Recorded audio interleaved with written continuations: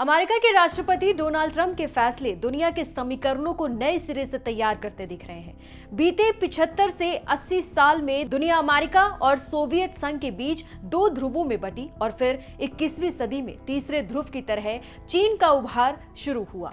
उन सारे समीकरणों को ट्रंप अब बिगाड़ते दिख रहे हैं। वैसे ट्रंप अब क्या कह दे, कब पुरानी बात से पलट जाए, इसका खतरा बड़े सामरिक कूटनीतिक जानकार भी उठाना नहीं चाहेंगे।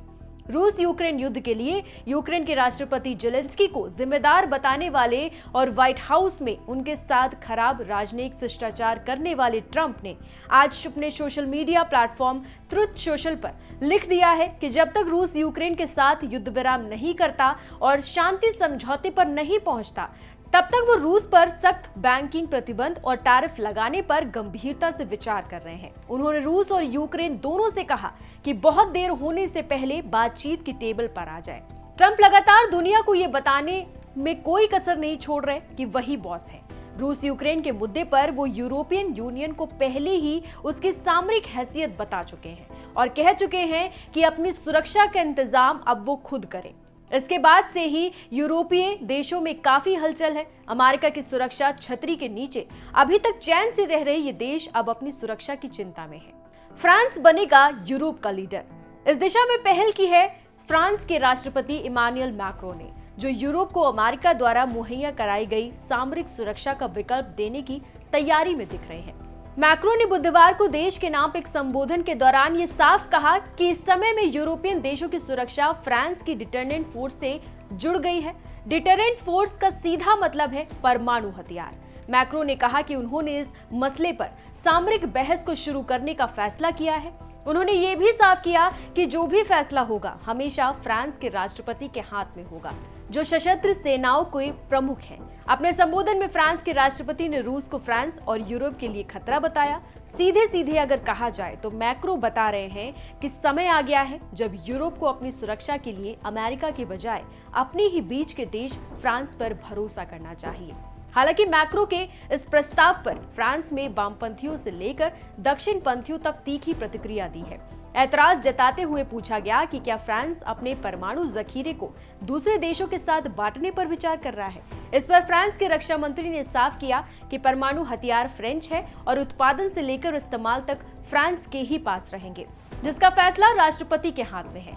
किसी देश के साथ हथियार साझा नहीं किए जाएंगे। उधर रूस ने फ्रांस के राष्ट्रपति के इस प्रस्ताव पर तीखी प्रतिक्रिया जताई है।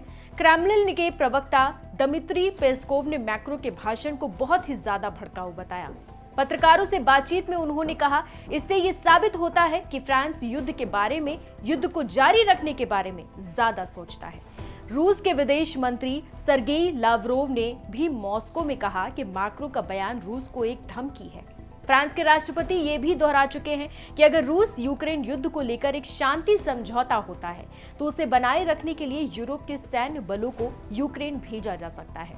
रूस के विदेश मंत्री सर्गेई लावरोव ने इस पर कहा कि यूक्रेन में यूरोपीय देशों की सेनाओं की तैनाती के विरोध पर रूस कायम है, क्योंकि यूरोपीय देश निष्पक्ष नहीं होंगे। उन्होंने कहा कि इस मामले में समझौते की कोई गुंजाइश नहीं है। ये पूरी चर्चा एक खुली बदले की भावना से की जा रही है। रूस यूक्रेन में यूरोप की सेनाओं को वैसे ही देखेगा जैसे वो यूक्रेन में नाटो की मौजूदगी को देखेगा।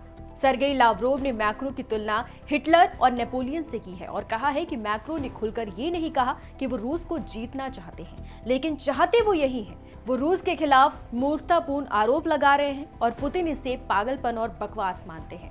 रूस मैक्रों के प्रस्ताव को शक से देख रहा है, लेकिन ये जानना जरूरी है कि बाकी यूरोपीय देश इसे किस तरह देख रहे हैं। अधिकतर यूरोपीय देश इस सिलसिले में मैक्रों के रुख से सहमत दिख रहे हैं, जबकि कुछ अब भी असमंजस में है। स्वीडन के प्रधानमंत्री उल्फ क्रिस्टेशन ने कहा कि सभी लोगों की तरह स्वीडिश लोग जितना संभव हो उतने कम परमाणु हथियार चाहते हैं, लेकिन अभी हमें खुश और कृतज्ञ होना चाहिए कि दो पड़ोसी देश हैं जिनके पास परमाणु हथियार है। इसीलिए ये अच्छा है कि फ्रांस खुलापन दिखा रहा है। अमेरिका का करीबी साथी रहा डेनमार्क, जो ट्रंप द्वारा अपने ग्रीनलैंड इलाके पर कब्जे की बात से हैरान है, वो भी मैक्रों के प्रस्ताव से खुश है। डेनमार्क के प्रधानमंत्री मेटा फ्रेडरिक्सन ने कहा कि मुझे लगता है कि हमें हर बात पर अब विचार करना चाहिए। सभी अच्छे विचार हमारे विचार विमर्श का हिस्सा होना चाहिए। पोलैंड के प्रधानमंत्री डोनाल्ड टुस्क ने कहा कि हमें फ्रांस के प्रस्ताव पर गंभीरता से विचार करना चाहिए।